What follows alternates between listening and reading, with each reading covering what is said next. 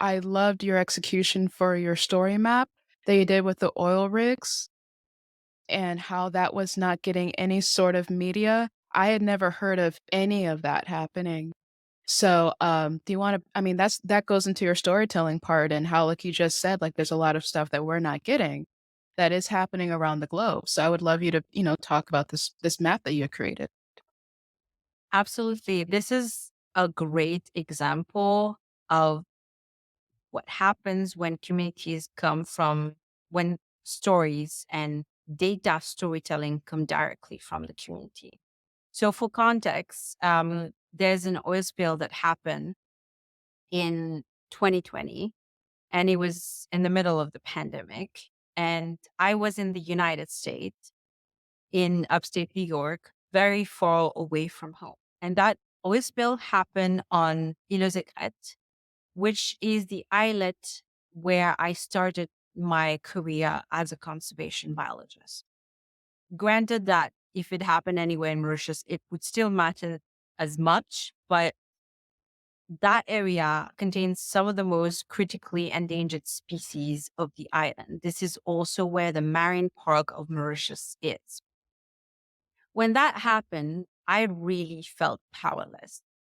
I watched all my friends and people in my close circle going out, helping with donating hair and putting like homemade like barriers in the water to try and stop the propagation of the oil spill.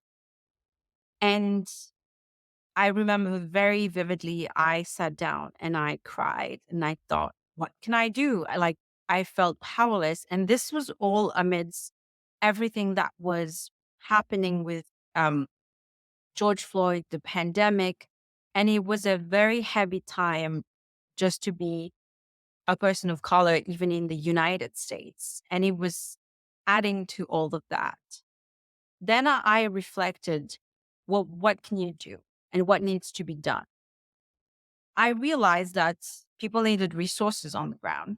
I was in the United States, but people needed donation. People needed equipment. People were going out without personal protective equipment in those water, and they needed funds. And it was in the middle of the pandemic. So these organizations on the ground needed funds for that.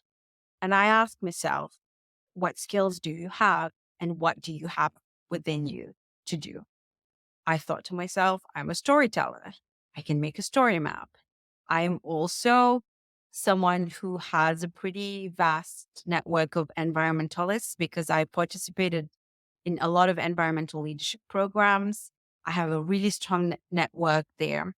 I work in conservation with people that have experienced oil spill in the United States that have worked on these themes. And I decided, with the collaboration of a journalist from Forbes, to using the information that he was collecting on the ground to develop a storytelling platform with the call to action being fundraising, but also a petition against single hull vessels.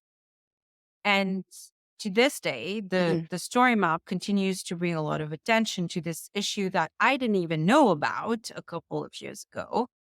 It won, like, it was nominated for the Storyteller Awards, which brought even more attention to that issue. And it was seen in over 70 countries over 2,000 times.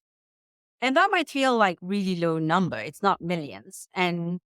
But for me, coming from an island of 1.3 million, where most people don't even know that we exist, most people will never know that we exist in the United States. And to bring that into a space where $1 means 45 rupees in Mauritius, it was a lot for me as a contribution.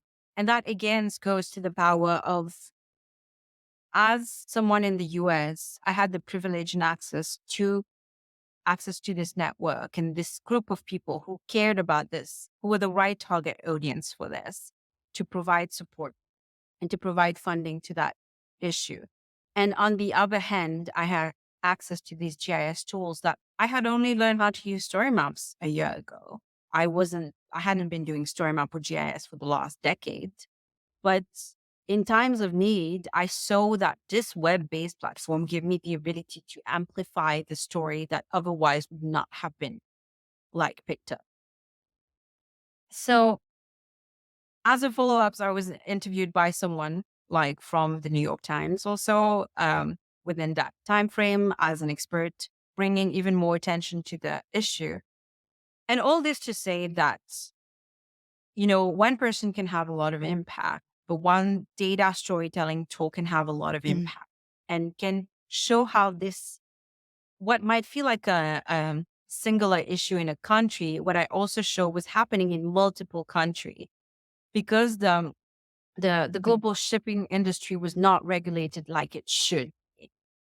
And that for me is a way to like have narrative and storytelling become a powerful agent for change and awareness in the world. Where can people find this map? They can find all the tools that I created out there on Geospatial Equity Tech website, and there's a portfolio of some of the work that I can share publicly. What I will say though, from a person who have been doing story maps for 3 years, this is not. I don't consider this to be my finest work. Funny enough, I don't actually think from a technical perspective, I don't find it to be a great story map. But, as a professional, you're always more critical of your own work sometimes. But I am impressed about what I created in less than 24 hours in my time of need. And I haven't edited it afterwards because I felt like it did the job. I could have worked on it, improved it. It felt authentic. It came from a very authentic place, and it demonstrated that when it comes from directly from the community, this is what I can create in 24 hours. There was not like hours and hours and like years and years, excuse me, a month and months of planning. This was created in less than 24 hours to be pushed out in an article on Forbes.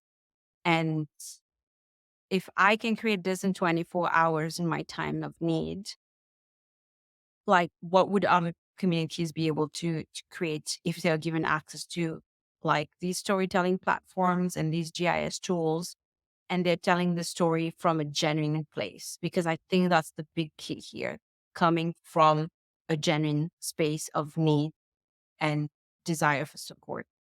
I'm really glad you find it to be great, right? It's always good feedback to have.